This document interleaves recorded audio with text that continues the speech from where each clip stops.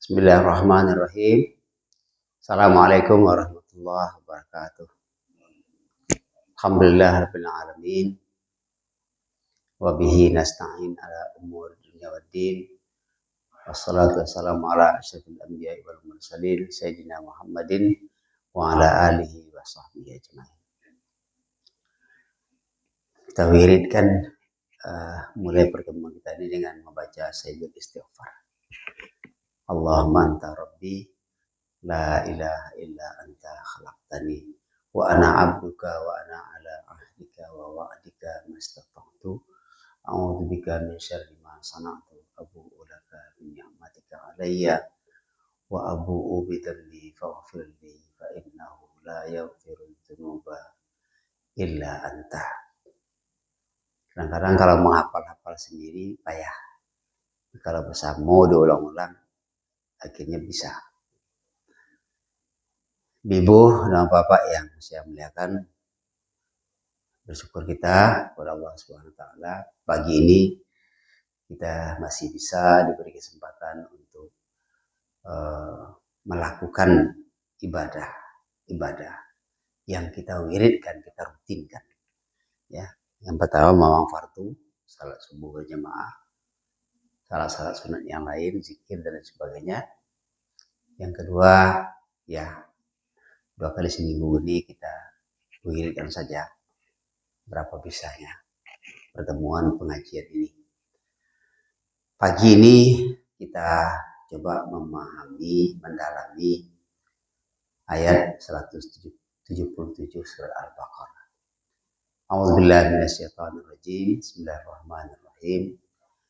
Laisal birra an tuwallu wujuhakum qibalal masyriqi wal maghrib lakinnal birra man amana billahi wal yawmil akhir wal malaika wal kitab wan nabiyyin wa atal mala ala hubbihi dzawil qurba wal yatama wal masakin wa ibnas sabil was-sa'ilina wa fir riqab wa aqamas shalah wa ataz zakata wal mufuna bi ahdihim idza ahadu was-sabirina fil ba'sa'i wad dharra wa hinal ba's ulaika alladziina shadaqu wa ulaika humul muttaqun.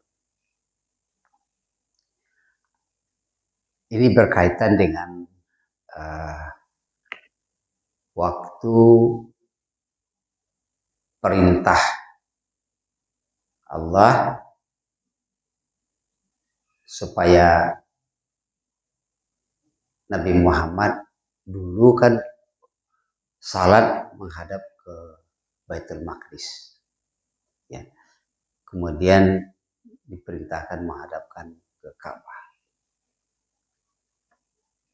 Orang Yahudi dia kiblatnya menghadapnya ke barat. Orang Nasrani kiblatnya menghadapnya ke timur. Ketika menghadap arah Baitul Maqdis, itu orang Yahudi mengatakan, ya sama aja dengan kami. Nah kemudian Nabi meminta supaya kiblatnya tidak mengikuti orang Yahudi. Maka Allah perintahkan ke Ka'bah. Waktu itu ada sahabat yang akhirnya ragu-ragu. Ada yang setuju, ada yang setuju, ada yang pokoknya ada kegelisahan lah, buat tukar-tukar gitu. Ya, dulu ke arah Maqdis, sekarang ke arah Ka'bah. Maka Allah mengatakan yang baik itu bukan soal kemana wajahmu dipalingkan. Laisal birra an tuwallu wujuhakum qibalal masyriq wal maghrib. Yang baik itu bukan kemana wajahmu dihadapkan, ke barat atau ke timur. Ke barat seperti Yahudi, ke timur seperti Nasrani. Ya, bukan itu yang baik. Yang baik itu walakinnal birra, Yang baik itu adalah man amana billah. Karena terkait dengan masalah menghadap-hadap kiblat itu, Allah mengatakan bukan kemana menghadapnya yang terbaik. Yang terbaik itu adalah seberapa beriman kepada Allah. Sehingga kemana saja disuruh oleh Allah menghadap, ya menghadap. Apa saja yang dilakukan oleh Allah, ya lakukan. Jadi tidak gantung kepada arah-arah. Ya, arah-arah. Baik ke timur maupun ke barat. Tapi kemudian kenapa dibalingkan kepada Baitullah atau Ka'bah? Karena itu mengandung unsur sejarah yang sangat penting untuk manusia. Karena itu adalah rumah pertama manusia. Inna ala baitin wudi'a lin-nasi alladzi bi Bakkah muqarramah. Ternyata Mekah itu adalah negeri yang berkah. Apalagi itu ada Ka'bah. Itu adalah rumah pertama yang dibangun untuk manusia. Dipalingkan ke sana. Sekarang orang kan sudah mulai lagi manasik haji untuk pergi haji, ya, yang sudah sekian tahun tertunda. Bahkan sekarang udah banyak sekali yang risau kan. Daftar haji sekarang berangkatnya berapa tahun? Berapa tahun? Hah? 32 tahun. Jadi kalau umur sampai puluh mendaftar itu umur 70 kalau dia masih hidup, ya kan? Jadi makanya banyak juga orang yang mengambil jalan lain, umrah aja dulu. Artinya pergi haji itu adalah berziarah ke Baitullah. Tapi seperti kata Allah tadi, yang terbaik itu kenapa pergi haji? Ya karena disuruh Allah. Wa ma umiru illa liya'budullaha mukhlishina lahuddin. Kenapa kamu salat? Ya suruh Allah. Kenapa kamu puasa? Ya suruh Allah. Kenapa kamu ke masjid salat berjamaah? Ya disuruh oleh Rasulullah.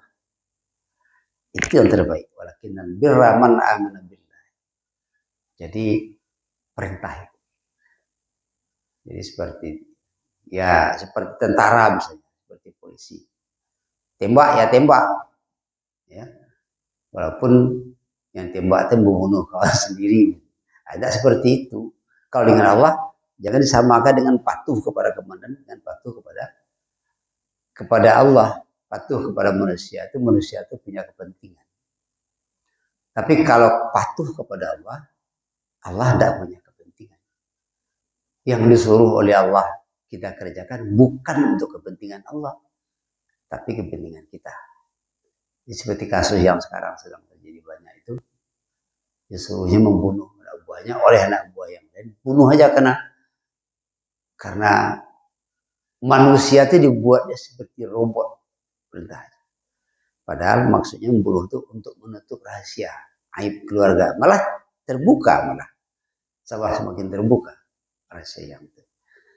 Jadi kalau ketaatan kepada manusia jangan disamakan dengan taatan kepada Allah dan Rasul. Makanya dalam Al-Quran katakan atiullaha wa atiur Rasul wa ulil amri minkum.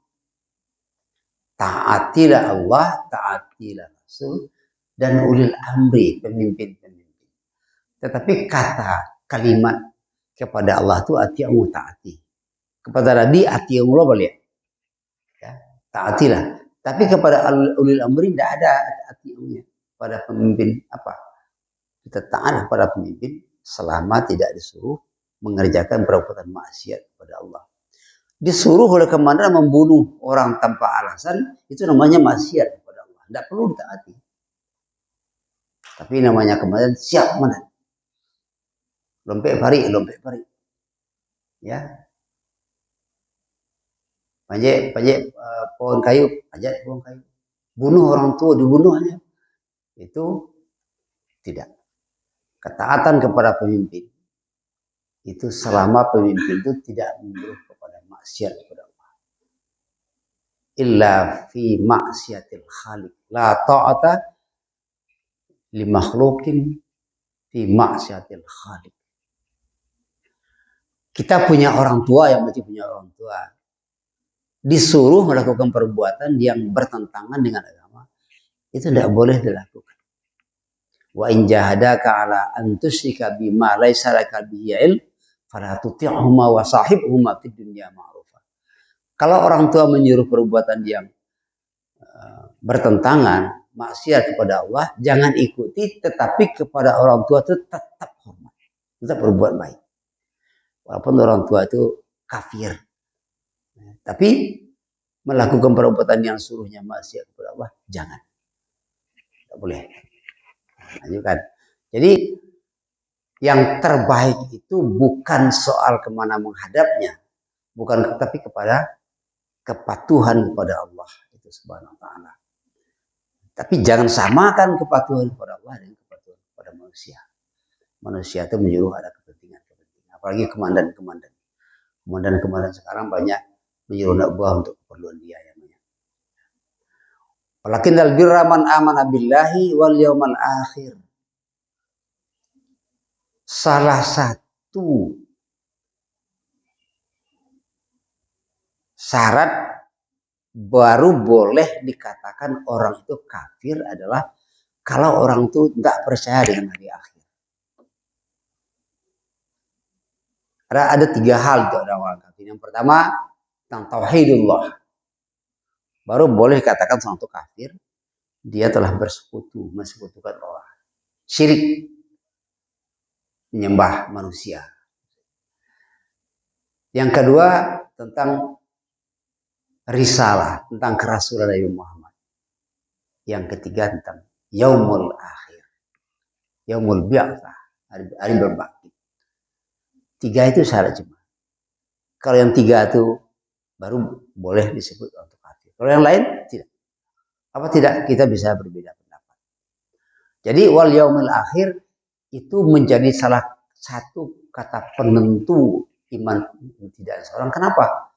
Karena dengan kepercayaan kepada yang hari yang akhir itu ternyata memelihara diri, menjaga diri untuk tidak berbuat maksiat dan juga menyuruh diri untuk berbuat baik. Karena kita percaya bahwa semua perbuatan kita akan dibalas nanti oleh Allah Subhanahu wa taala, maka kita tidak mau berbuat jahat. Karena kita ini manusia, kadang-kadang salah, kadang-kadang lupa. Kalau sudah berbuat jahat, terlanjur berbuat munkar, kembali taubat. Man taba, taubat kepada Allah. Kemudian diikuti perbuatan baik. Iman kepada hari akhir itu juga di samping mencegah kita berbuat munkar, tetapi mendorong kita berbuat baik. Karena kehidupan kita ditentukan di akhirat kelak, ditentukan dengan amal yang kita buat di dunia. Maka terdorong untuk berbuat baik. Tetapi kalau orang yang tidak percaya, dia akan berbuat sesuka hati, termasuk berbuat maksiat. Dia tidak akan mau berbuat baik. Saya punya adik sepupu, dia pengusaha di Surabaya. Dia bertawan dengan orang non-muslim. Kawannya itu memang setiap waktu mencari uang. Tidak peduli halal dan haram. Apa katanya kepada adik saya? Bagi kami tidak ada istilah halal, haram. Seluruhnya halal. Makanya dia dibahasnya seluruhnya. Kenapa? Dia tidak percaya pada hari akhir. Makanya orang selalu memperturutkan hawa nafsunya karena bagi dia kalau udah mati ya seperti kambing mati saja. Nah, jadi 1 dari 3 syarat seorang boleh dikatakan sudah beriman atau kafir itu adalah percaya kepada akhir. Itu yang pertama, yang baik, iman kepada Allah. Yang kedua, wal yaumal akhir. Ya. Kemudian apalagi wal malaikah. Malaikat. Kita kalau kita percaya malaikat berarti kita yakin bahwa malaikat mengantarkan wahyu pada nabi, ya kita percaya pada Al-Qur'an. Kemudian wal kitab, ujungnya dan nabi. Dan kenapa kita harus percaya kepada nabi? Tadi kalau kita ragu kepada nabi berarti kita tidak akan ikuti sunnah. Sekarang ada orang, sebenarnya bukan sekarang, udah lama juga. Ada orang yang kelompok yang disebut dengan ingkar sunnah. Ingkar sunnah itu dia tidak percaya hadis itu apakah betul itu disampaikan Nabi atau dibuat-buat. Itu namanya ingkar sunnah.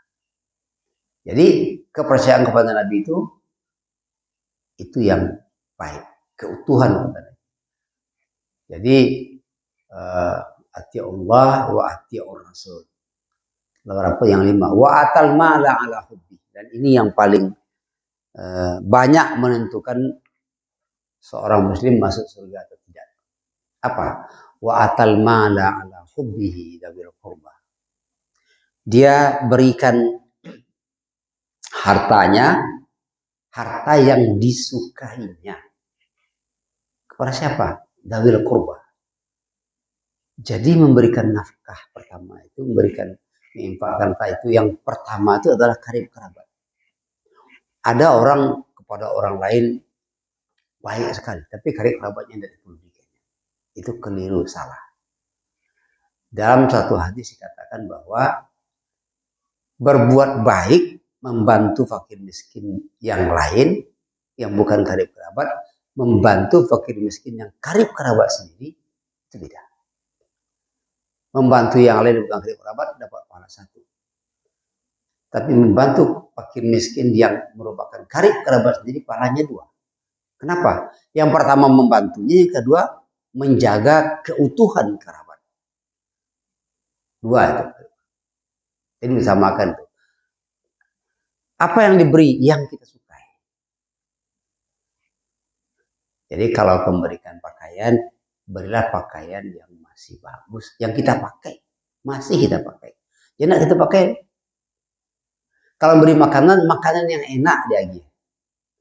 Jangan makanan basi lagi. Ya. Ketika awak membuat kue di rumah, adik adalah dapat makan kue atau enggak? Itu kan ponakan adalah dapat makan kue atau enggak? Mbaknya gini selalu.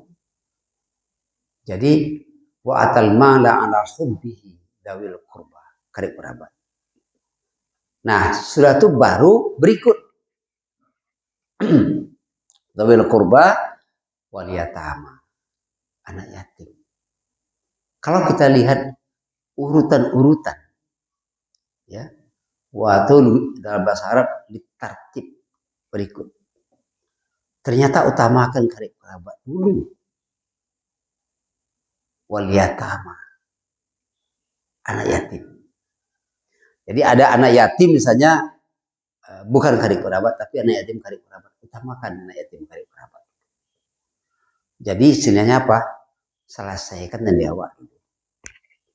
Karena yang lain juga dia punya karib kerabat sendiri. Jadi kalau dalam ayat lain apa namanya? Mencegah diri, berdoa kepada Allah supaya kita dilindungi, kita dan keluarga, anfusakum wa ahlikum nar. Selamatkan diri dulu, baru selamatkan yang lain. Wal yatama, fakir. Wal masakin, dan miskin. Dalam sebuah hari katakan orang miskin itu bentuk A. Bentuknya sama. Ya. Orang miskin orang kaya sama bentuknya. Coba apa ciri orang miskin? Ciri orang miskin itu adalah penghasilannya tidak cukup untuk kehidupannya. Jadi kalau satu hari itu dia butuh minimal, kebutuhan minimalnya 30.000, dia cuma dapat 10.000. Itu orang miskin. Tetapi kalau tidak bisa sama sekali itu namanya fakir. Dikatakan di sini adalah wal miskin. Wa benas sabil. Wa atal mala, memberikan harta kepada karib kerabat, ya, anak yatim, fakir miskin. Wa benas sabil. Wa benas sabil ini orang yang dalam perjalanan. Nah, kita seperti sekarang kan ada pengungsi-pengungsi dari Afghanistan itu yang dulu ramai di sini kan. Mereka tuh bisa disebut sebagai ibnu sabil, orang yang sedang berjalan menuju tempat yang diinginkan untuk hidup yang lebih baik. Terkatung-katung kita boleh membantu, bukan hanya boleh, nggak disuruh, itu bertahap-tahap. Jadi ada larangan dari, katakanlah misalnya dari kebijakan daripada pihak-pihak dinas-dinas terkait, jangan dibantu. Tujuannya jika dibantu itu supaya dia tidak tergantung. Tetapi istilah kita jangan dibantu itu sebenarnya dua istilah yang kurang pas. Kita kata jangan dibantu. Kita agama menyuruh kita membantu siapapun orang dalam sulit. Tapi akibat dibantu itu nanti dia tergantung. Nah, itu yang apa? Yang dicegah. Tapi bagaimanapun tetap kita bantu. Jadi wabun sabir, orang dalam keadaan perjalanan, orang dalam perjalanan yang membutuhkan dia. Dulu kan banyak orang-orang musafir ya, musafir pergi, uangnya kehabisan uang. Ya. Tapi saya pernah juga tertipu oleh orang. Sebenarnya bukan dia, bukan orang. Tahun berapa saya lupa. Dia katanya datang dari Malaysia kehabisan uang. Kemudian dia jual jam tangan. Nah, gitu. Jadi awak ketika itu masih lugu-lugu lah. Kan, susah mana lah, nampak susah hidupnya. Dijualnya yang tangan yang balik-balik, kiranya tangan palsu. Yang tangan, tapi tangannya murah gitu. Ya, tapi terserah, itu Allah yang menilai. Kalau orang menipu kita, tapi tetap kita berusaha. Jadi tahapan-tahapan memberikan harta kita tuh ibnu sabil, wasailin, dan orang yang minta-minta. Dulu pernah kita katakan kalau datang orang meminta-minta ke rumah kita, jangan ditolak. Kenapa? Allah yang menggerakkannya datang ke rumah kita. Untuk apa? Dia memberitahu kita mau ikut membantu apa tidak. Kenapa? Membantu orang susah itu sama artinya dengan menitip uang untuk disimpan. Malah disimpan kan dimakannya tuh. Makna uang itu bukan kreatif tuh. Tapi apa namanya, hakikatnya itu adalah kebutuhan. Jadi kalau kita bantu orang minta-minta ke rumah kita, sebenarnya kita menitip uang, menitip amal yang nanti kita ambil lagi di akhirat. Ambil di akhirat. Jadi ketika orang datang, berapa kesadar kita bantu. Ingat, kita jangan fokus kepada orang yang meminta. Tapi ingat kepada siapa yang menyuruh dia meminta kepada kita. Sebanyak itu rumah, bawa ke rumah awak nih datangnya. Nah itu Allah yang menggerakkan. Allah yang menggerakkan. Jadi kita bukan lihat orangnya, oh orang pemalih. Nah itu loh. Kita ingat Allah yang menyuruh. Kenapa? Tidak satu helai daun kering pun jatuh di bumi ini, ke bumi, kecuali atas izin Allah Subhanahu wa Ta'ala. Oleh sebab itu tidak ada yang kebetulan. Kebetulan orang itu singgah ke rumah, tidak. Itu Allah yang menggerakkan. Jadi begitu orang datang, kita sadar ini digerakkan Allah. Oh, itu tidak ada rumah. Yang ada Rp2.000. Rp2.000 aja. Udah cukup. Berapa ya? Tapi ada peti 2.000, ada 5.000, ada 10.000 kan? Berlapis-lapis, dicari-cari dan ketik-ketik. Nah, ya, itu namanya bukan ala hubbihi namanya. Kan ala hubbihi. Kan ada doa malaikat itu subuh. Ya, Allahumma Allahumma Allah apa? Ya Allah, Allah mu'ti orang yang berinfak tersebut. Ya Allah, berilah ganti kepada orang yang berinfak. Kemudian apa? Tahanlah harta orang yang tidak mau berinfak. Dulu pernah saya cerita, saya ulang lagi. Kita ini kalau ragu-ragu dengan diganti dengan Allah. Digantinya kalau kita bayar, kita infak diganti. Kalau kita tahan diganti juga, digantinya apa? Dicarinya oleh Allah yang lain, rugi ambil. Saya pernah ibu ya, pengalaman pribadi. Waktu itu tahun berapa lama di masjid kita ini. Saya mau ke masjid, waktu itu sudah akhir-akhir bulan, pegawai kan idenya kan itu, dari bulan ke bulan. Tidak ada, duit betul-betul tidak ada. Tabungan ATM pun juga kosong. Kosong semua. Satu-satunya uang saya apa ada? 50.000. Saya buka dompet, tinggal uang 50.000. Berpikirlah, dibawa atau tidak dibawa atau tidak. Karena ada pula ayat mengatakan la tafsudha kullal bast. Akhirnya tidak jadi. Karena uang 10.000 aja. Apa yang terjadi? Waktu itu malah saya jadi imam masjid kita ini. Saya pulang Jumat, hari Jumat. Saya pulang Jumat, apa kata anak-anak? Ya, tabung gas kita dilarikan orang. Dibayar, diganti. Jadi waktu saya serang salat di imam itu, ya, jadi kan ada pembantu di rumah. Pembantu itu datang, dek, bapak nyuruh ngambil apa? Tabung gas semua kosong. Pembantu itu udah bingung, orang kan dibawa sampai di rumah. Akhirnya apa? Saya ambil uang itu saya hantar. Ya, bila dibayar, dia tegur bilang, bang, tabung gas itu berapa sih? Mahal kan? Hanya 50.000 ditahan. Tidak yakin. Tapi kebalikan dari itu banyak yang terjadi. Ketika dibayarkan diganti. Tadi, man amana billah, yakinlah Allah akan beri. Kalau kita memudahkan orang, maka Allah akan memudahkan kita. Kemudian, wal yatama wal masakin wa munasabil wasailin wa fir riqab. Riqab itu sebenarnya hamba saya, tapi sekarang bisa diartikan orang-orang yang tertawan karena apa? Bekerja. Kan banyak orang sekarang. Ada orang kita alhamdulillah kita tidak ada ya. Ada orang dipaksa bekerja untuk membayar utangnya atau dia dikurung tertahan, dia harus boleh lepas kerja kalau dia bayar macamnya. Kita bantu orang seperti itu. Yang terakhir baru aqamah shalah. Jadi ukuran baik tidak baik orang itu ternyata bukan dia rajin salatnya, tapi seberapa bermanfaat dia kepada orang lain. Itu. Jadi ibu kalau masak kue di rumah, masak lontong segala macam tak kenal lah tetangga, ya dalam makan. Sesekali yang tanggung saji.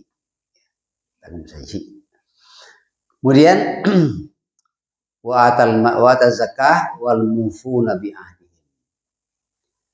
Dia tepati janji kalau dia berjanji. Jam berapa? Udah lewat sedikit lagi. Wal mufuna bi ahdihim. Ini banyak orang berjanji. Mudah apa namanya berjanji. Tapi lupa saya. Coba kalau kita orang janji dengan kita, tidak datang dia, tidak tunas, tidak dipenuhinya. Besok berjumpa di kita dengan dia, ini baru pura tahu aja. Baru hati. Marah kita kan? Sakit hati. Nah, waktu itu orang tahu. Banyak sekarang orang yang berjanji tidak ditepati. Kalau orang seorang per orang bisa. Kalau sampai pemimpin yang berjanji tidak ditepati, atau sebuah bangsa menjadi sakit hati, itu berbahaya. Wal mufuna bi ahdihim idza ahadu was-sabirina fil ba'sa. Sabar dalam kondisi sulit, susah, sempit dan dalam keadaan berperang. Kemudian Ulaikal ladzina shadaqu wa ulaika. Nah, orang itu yang disebut dengan orang siddiq. Kan pernah kita baca wasiddiqin wasyuhada. Orang siddiq itu adalah orang yang syarat-syaratnya di atas. Nanti kita karena waktu sudah masuk kita simpulkan nanti insyaallah di depan. Siapa yang disebut dengan orang-orang siddiq? Ini orang-orang siddiq. Orang yang disebut dengan orang siddiq itu adalah orang-orang yang tadi beberapa yang kita sebutkan di atas. Insyaallah minggu depan kita bahas itu karena wahasuna ulaika rafiqan. Orang-orang siddiq itu disebut dalam Al-Qur'an salah satu orang yang perlu kita jadikan teman. Ya, salah satu orang yang perlu kita jadikan teman. Jadi berteman tuh bergaul boleh dengan semua orang, tapi berteman carilah orang-orang yang siddiq. Baiklah, karena waktu sudah lewat, kita sudahi dulu dengan sampai demikian. Mudah-mudahan doa kita tetap semua kita diberi kesehatan, kesempatan dan kekuatan serta kemauan untuk selalu beribadah, menambah ibadah dan menambah ilmu untuk meningkatkan kualitas ibadah. Ya. Untuk meningkatkan kualitas ibadah, akhirnya kita meningkatkan kualitas di sisi Allah Subhanahu wa taala. Assalamualaikum warahmatullahi wabarakatuh.